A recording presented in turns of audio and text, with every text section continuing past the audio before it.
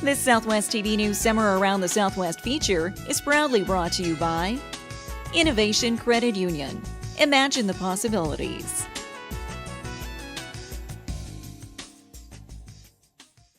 Frontier Days is a much-anticipated event for Swift Current and area residents, as it marks the official kickoff to summer.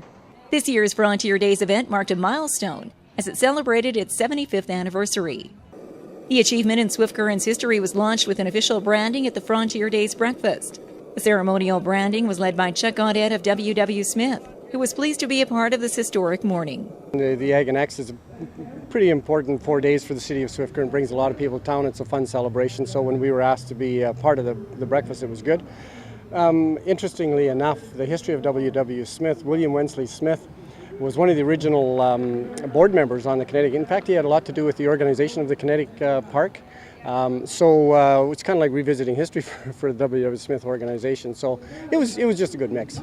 The anniversary event also attracted James and Cora McCauley, who attended the first Frontier Days event back in 1938.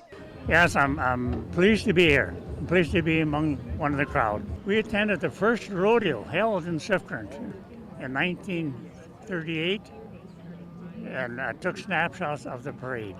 A big highlight of the weekend was the 75th anniversary parade, which attracted over 90 entries this year. And as the crowds lined the streets of Swift Current, the parade participants took to their route in an array of floats and other entries. The Midway also offered something for all ages, from an array of thrilling rides, games, and vendors. One of the highlights of the weekend at the grandstand were the Triple Threat Trick Riders. The Alberta-based riders entertained the crowd with their stunts on horseback. Shelby Pearson has been riding since she was 8, and says the thrill of performing is still strong 5 years later. I like the horsemanship part, is being able to go to a different level with your horse. And I also love the daring part of it, doing the tricks off the side. It's so much fun.